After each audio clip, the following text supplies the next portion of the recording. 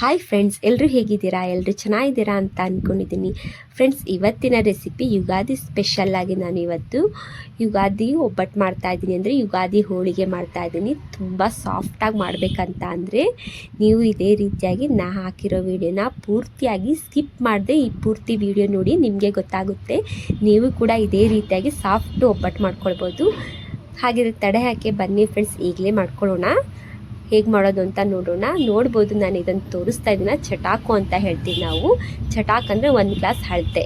ಇದರಲ್ಲಿ ನಾನು 1.5 ಚಟಾಕಷ್ಟು ಮೈದಾ ಹಿಟ್ಟನ್ನ ಒಂದು ಪಾತ್ರೆಗೆ ಹಾಕಿಟ್ಕೊಂಡಿದ್ದೀನಿ. ಅಂದರೆ ನಾನು ಅದನ್ನು ಒಂದ್ರೆ ಆಡಿ ಇಟ್ಕೊಂಡಿದ್ದೀನಿ.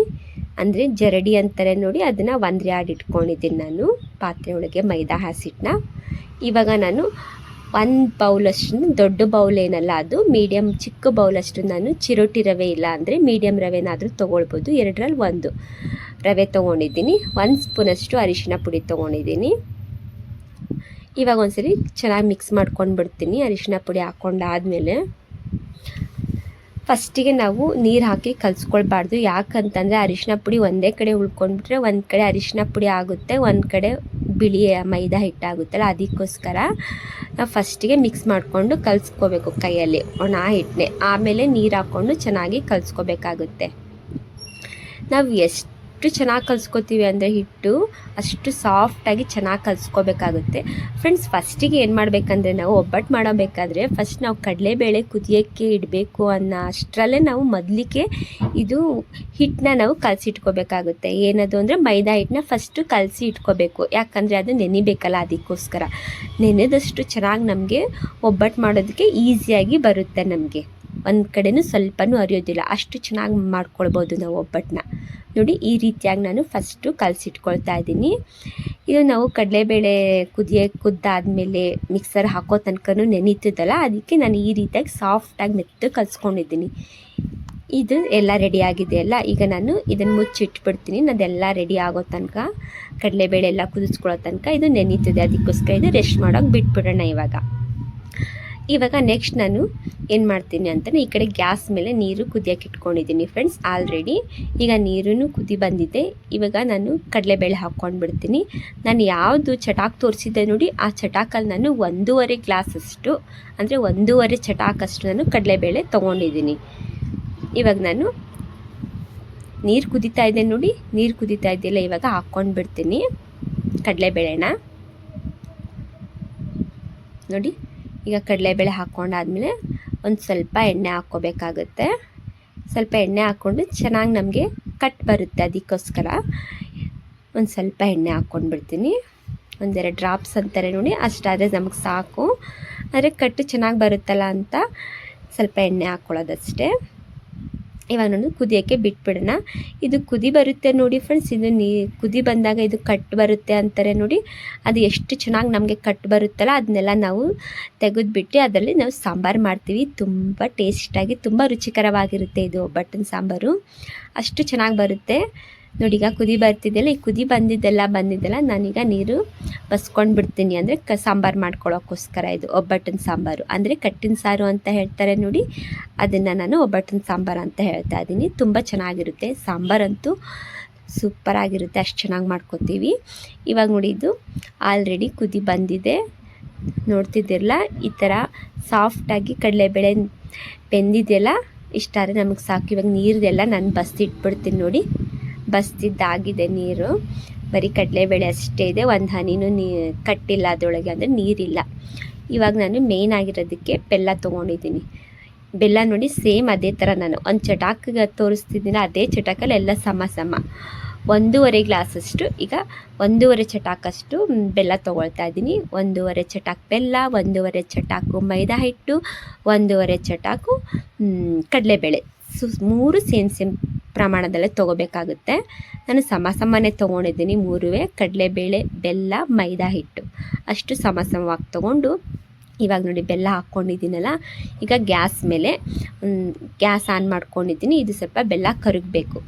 ಬೆಲ್ಲ ಕರಗಾದ್ಮೇಲೆ ಅಲ್ಲಿ ತನಕ ನಾನು ಬಿಸಿ ಮಾಡ್ಕೊಳ್ತೀನಿ ನೋಡಿ. ಈಗೆಲ್ಲ ಸ್ವಲ್ಪ ಬೆಲ್ಲ ಕರಗೋಕ್ಕೆ ಬಿಟ್ಬಿಡೋಣ.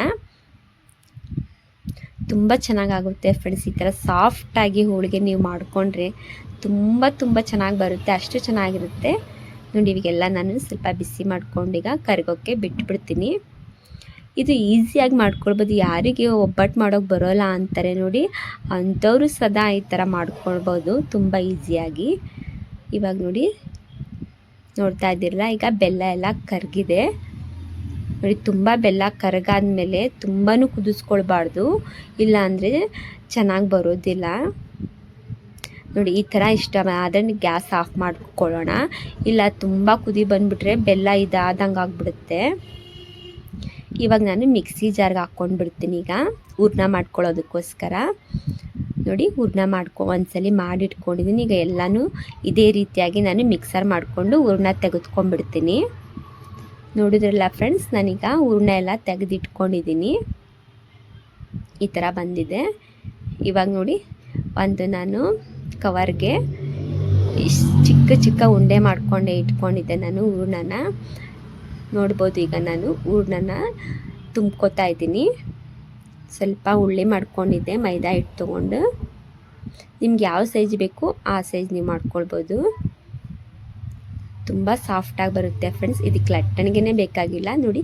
ಒಂದು ಸ್ವಲ್ಪ ತಟ್ಕೊಂಡು ಸ್ವಲ್ಪ ಎಣ್ಣೆ ಹಚ್ಕೊಂಡಾದ್ಮೇಲೆ ನೋಡಿ ಈ ಥರ ಕವರ್ ಇಟ್ಕೊಂಡಿದ್ದೀನಿ. ಈ ಥರ ಕವರ್ ಇಟ್ಕೊಂಡಾದ್ಮೇಲೆ ನೋಡಿ ಕೈಯಲ್ಲೇ ಈ ಥರ ಪ್ರೆಸ್ ಮಾಡಿದ್ರೆ ಅದು ದೊಡ್ಡದಾಗುತ್ತೆ ನೋಡಿ. ಈ ರೀತಿಯಾಗಿ ಮಾಡ್ಕೊಳ್ಬೋದು. ನಮಗೆ ಲಟ್ಟಣಿಗೆ ಬೇಕಾಗಿಲ್ಲ. ಈ ಥರ ನಾವು ಮೊದಲಿಗೆ ಸಾಫ್ಟಾಗಿ ನಾವು ಮೈದಾ ಹಿಟ್ಟನ್ನ ಕಲಿಸ್ಕೊಂಡ್ಬಿಟ್ರೆ ತುಂಬ ಚೆನ್ನಾಗಿ ಬರುತ್ತೆ ಹೋಳಿಗೆ, ಹರಿಯೋದೇ ಇಲ್ಲ. ಇದಾದಮೇಲೆ ನೋಡಿ ತೋರಿಸ್ತೀನಿ. ನೋಡ್ತಿದ್ದೀರಲ್ಲ ಎಷ್ಟು ಚೆನ್ನಾಗಿ ಬಂದಿದೆ. ಲಟ್ಟಣಿಗೆ ಇಲ್ಲದೆ ಹೋಳಿಗೆ ಹೇಗೆ ಮಾಡ್ಬೋದು ಅಂತ ನೋಡಿ. ಲಟ್ಟಣಿಗೆ ಅವಶ್ಯಕತೆಯೇ ಇಲ್ಲ. ಈ ಕಡೆ ನೋಡಿ ನಾನು ಹಂಚನ್ನ ಕಾಯಕ್ಕೆ ಇಟ್ಕೊಂಡಿದ್ದೆ, ಅಂದರೆ ತವಿನ ಕಾಯಕ್ಕೆ ಇಟ್ಕೊಂಡಿದ್ದೀನಿ. ಈಗ ಕಾದಿದೆ ನೋಡಿ. ಇವಾಗ ಒಂದು ಹಾಕಿ ತೋರಿಸ್ತಾ ಇದ್ದೀನಿ. ನೋಡಿದ್ರಲ್ಲ ಎಷ್ಟು ಚೆನ್ನಾಗಿ ಬಂದಿದೆ ಅಲ್ಲ ನೋಡಿ. ಎಷ್ಟು ಚೆನ್ನಾಗಿ ಕಾಣಿಸ್ತಿದೆ ಹೋಳಿಗೆ, ಅಂದರೆ ಒಬ್ಬಟ್ಟು. ಇವಾಗ ನೋಡಿ ಸ್ವಲ್ಪ ಎಣ್ಣೆ ಹಾಕ್ಕೊಂಡು ಬಿಡ್ತೀನಿ. ಇದಕ್ಕೆ ಎಣ್ಣೆ ಹಾಕ್ಕೊಂಡು ಬೇಯಿಸ್ಕೊಳ್ಳೋಣ ಬನ್ನಿ. ಅದು ಬೇಯೋ ತನಕ ಫ್ರೆಂಡ್ಸ್ ಈಗ ಇನ್ನೊಂದು ಮಾಡ್ಕೊಳ್ಳೋಣ. ಇನ್ನೊಂದು ರೆಡಿ ಮಾಡ್ಕೊಳ್ತಾ ಇದ್ದೀನಿ ನೋಡಿ. ಈ ಥರ ತುಂಬ್ಕೋಬೇಕು. ಇದು ತುಂಬ್ಕೊಂಡಾದ್ಮೇಲೆ ನಮಗೆ ಇದು ಎಕ್ಸ್ಟ್ರಾ ಬರ್ತಿದೆ ನೋಡಿ.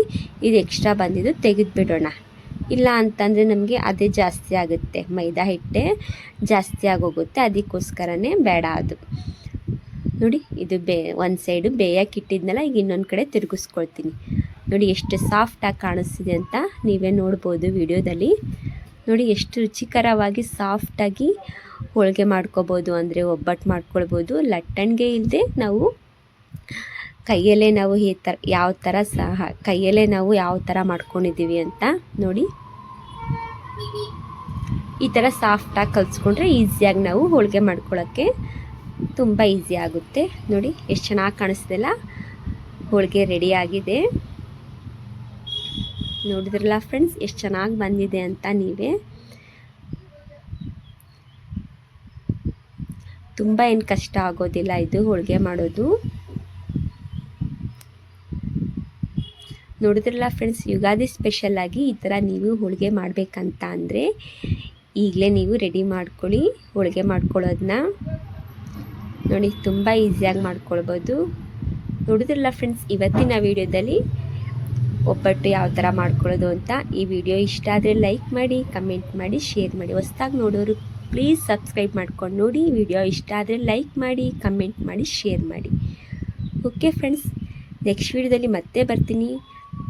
Thank you for the watching. Okay, bye bye. ನೋಡಿ ಎಲ್ಲ ಹೋಳಿಗೆ ಹೇಗೆ ರೆಡಿ ಮಾಡಿ ಇಟ್ಕೊಂಡಿದ್ದೀನಿ. ಹಾಲು ಇಟ್ಕೊಂಡಿದ್ದೀನಿ. ನೀವು ಬೇಕಂದರೆ ಹಾಲು ತೊಗೊಳ್ಬೋದು, ಬೇಕಂದರೆ ತುಪ್ಪ ತೊಗೊಳ್ಬೋದು. ಓಕೆ ಫ್ರೆಂಡ್ಸ್, ಓಕೆ, ಬಾಯ್ ಬಾಯ್.